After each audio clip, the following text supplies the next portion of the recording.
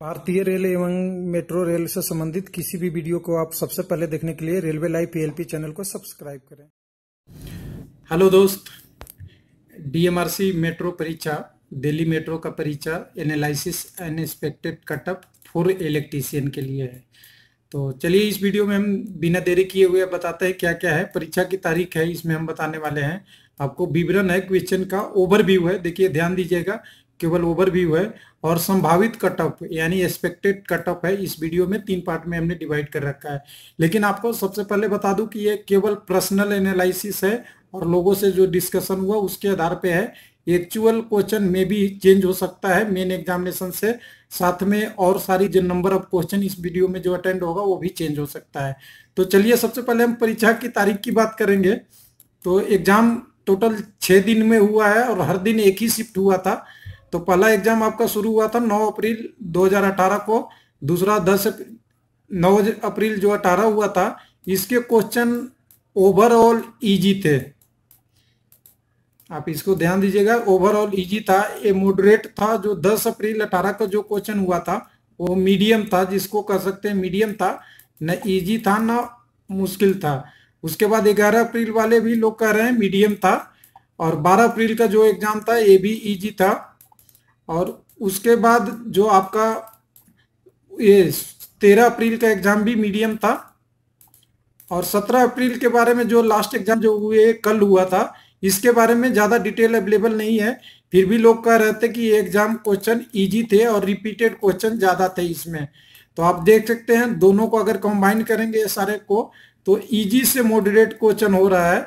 अगर आपको कोई लगता है कि इसमें कोई चेंज है तो आप कमेंट बॉक्स में जरूर लिखिएगा कि इसका क्या कंडीशन था। उसके बाद हम बात करने वाले हैं कि इसमें क्वेश्चन का पैटर्न क्या था। तो आपको पता है टेक्नीशियन के लिए टोटल 120 नंबर का एक ही पेपर था जिसमें इंग्लिश इंक्लूडेड था। ध्यान दीजिएगा, इंग्लिश इसमें इंक्लूडेड था। तो इस वाले में एवरेज सारे एग्जामों की बात किया जाए तो GK, GS, math, reasoning and English करीब करीब 45 क्वेश्चन के आसपास थे। और टेक्निकल से आपके 75 क्वेश्चन थे। तो टेक्निकल के बारे में हम ज्यादा डिटेल में बात करेंगे कि जेकी जीएस एकदम बिल्कुल नॉर्मल था, बहुत ज्यादा टफ भी नहीं था। लेकिन इंग्लिश वाले पार्ट में कई लोग बोले हैं कि थोड़ा सा डिफिकल्ट हो रहा था। उसके बाद हम अगर प्रश्न की बात करने वाले हैं, एक यहाँ पे 2 है, ये 1 लिखा गया है सॉरी से, गलती से। ये 2 है, जितने भी पार्ट आएगा यहाँ 2 आएगा क्वेश्चन डिटेल में। तो ये टेक्निकल का है, देख सकते हैं। कैपेसिटर स्टार इंडक्शन मोटर से 1 क्वेश्चन किसी में था, किसी में नहीं था। किसी में आपका कैपेसिटर रन से भी क्वेश्चन था। ये ध्यान दीजिएगा, केवल ये इंडिकेटिव है, दूसरे दिन एग्जाम में क्वेश्चन चेंज होते गए हैं। अल्टरनेटर और लीडिंग पावर फैक्टर से एक क्वेश्चन था। एक एग्जाम में किसी ने बताया है कि 3 क्वेश्चन था पावर फैक्टर से, वो लीडिंग हो या लैगिंग हो या कुछ भी हो सकता है। तो इस टाइप से क्वेश्चन था। सिंक्रोनस स्पीड से एक था, आपका एफ फ्रीक्वेंसी से निकालने वाला जो फॉर्मूला था उससे रिलेटेड क्वेश्चन था।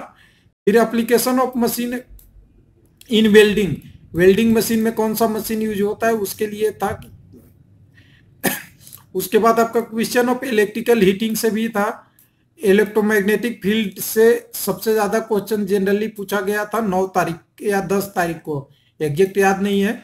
इसमें 4 क्वेश्चन थे, यानी 10 अप्रैल वाले एग्जाम को शायद मे भी इसमें ज्यादा क्वेश्चन थे। ट्रांसफॉर्मर से सभी पेपरों में 2 से 3 क्वेश्चन था, कहीं किसी में 2 था, किसी में 3 था। एवरेज ये क्वेश्चन दिया हुआ था। और इसमें भी हिस्टेरिस लॉस और एडी करंट लॉस का क्वेश्चन मैक्सिमम था। कई जगह स्टार डेल्टा का भी कंसेप्ट था, लेकिन मैक्सिमम ये था। उसके बाद factual question in power system से 3 क्वेश्चन था, पावर सिस्टम से भी क्वेश्चन थे। उसके बाद अगला देखेंगे, इसमें यहाँ भी 2 मान लीजिए।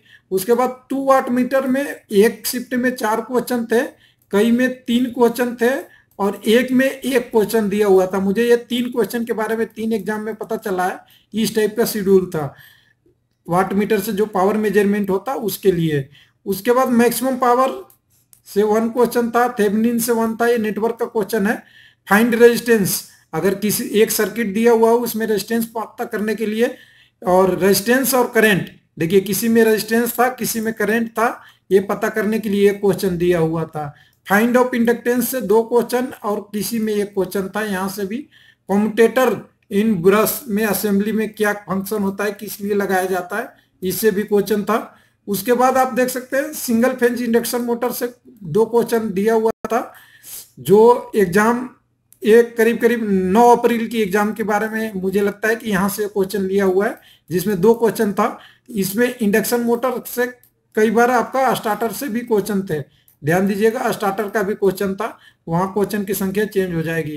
ट्रांसफार्मर से सभी एग्जामों में 2 से 3 क्वेश्चन थे, यहाँ से सभी जितने भी 6 दिन एग्जाम हुआ है 2 या 3 क्वेश्चन यहाँ से थे।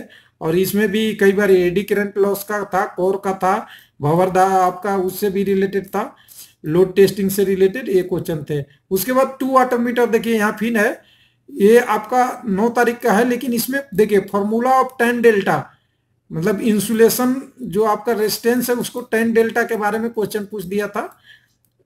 इस तरह का एक ग्राफ बनता है, उसमें लैग या लीड का होता है, उस कंडीशन को पता करने के पूछा था। उसके बाद which machine use an elevator, elevator को हिंदी में सॉरी इसको एलिवेटर को लिफ्ट भी बोलते हैं, लिफ्ट में कौन सा मोटर यूज होता है तो पता होना चाहिए आपको, सीरीज मोटर यूज होता है। तो इस टाइप से क्वेश्चन थे। उसके बाद आगे कुछ क्वेश्चन की बात कर लेते हैं। Why core is laminated in DC machine, ये भी आपका ट्रांसफार्मर या मोटर कह सकते हैं, डीसी मशीन है तो मोटर है, लेकिन ये लेमिनेशन की बात बोल रहा था, तो आपका एडी करंट को लॉस करने कम करने के लिए यूज किया जाता है। उसके बाद what is eddy current loss, same इसी क्वेश्चन का रिपीट कर रहा है, लेकिन इसके क्वेश्चन के ऑप्शन अलग थे दोनों के।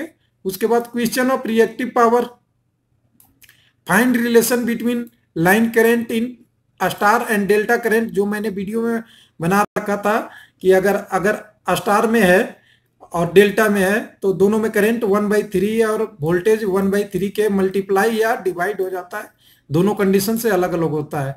उसके बाद जो अदर से क्वेश्चन थे वो सेमीकंडक्टर से था, डोपिंग से था, पीएनपी एनपीएन ट्रांसड्यूसर था, डायोड था, ट्रांजिस्टर था, logic gate, Boolean algebra, micro processor, relay and transmission line, इस टाइप से क्वेश्चन थे, जो जिससे 1 या 2 या किसी में थे ज्यादा भी, इस टाइप से क्वेश्चन यहाँ से दिया हुआ था। तो चलिए इतनी अगर हम इसके क्वेश्चन के बारे में जानते हैं, तो अब इस पे हमारा कटअप की बात आती है। तो कटअप मैंने पहले भी कई वीडियो में बता रखा है, कटअप तीन बातों पे डिपेंड करता है। पहला आपका number of student apply, post में कितने लोग अप्लाई किए हैं इस वैकेंसी के लिए, एक कंडीशन हो गया। दूसरा कंडीशन आपका होता है क्वेश्चन लेवल, आपका प्रश्न कितना इजी है या कठिन है, इस पे डिपेंड करता है। और थर्ड आपका जो करता है नंबर ऑफ वैकेंसी, कितना वैकेंसी है। तो इस चीज को आप देखते जाएंगे तो वैकेंसी के बारे में एक चीज और क्लियर है कि यहाँ इंटरव्यू नहीं है, जो वन टाइम जो क्वालिफाई कर जाएगा वो डायरेक्ट आपका सिलेक्शन हो जाएगा, क्योंकि इंटरव्यू नहीं है, तो इसलिए कटअप इससे भी बढ़ेगा। क्वेश्चन आप देख सकते हैं इजी तो मॉडरेट था, मतलब आसान से मीडियम की तरफ था, कि क्वेश्चन ना ज्यादा आसान था ना मुश्किल था। और नंबर ऑफ कैंडिडेट के अप्लाई करने के बारे में आप जैसे ही देखेंगे 1 2 3 4 5 6 दिन एग्जाम हुआ है, यानी आप समझ सकते हैं वो भी 3 सिटी में कितने कैंडिडेट ने इलेक्ट्रिकल में अप्लाई किया होगा, इलेक्ट्रीशियन के लिए। तो इससे कटअप हाई जाने की संभावना है।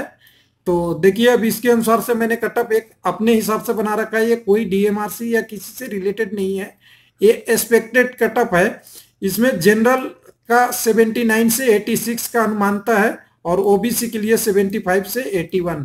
और अगर आपको कुछ लगता है तो कमेंट बॉक्स में जरूर लिखिए कि हो सकता है कि ये मेरा पर्सनल ऑब्जर्वेशन, आपने ज़्यादा एग्जाम दिया है उससे आपको ज़्यादा इसके बारे में पता होगा, तो कमेंट बॉक्स में जरूर लिखिएगा। थैंक यू, धन्यवाद।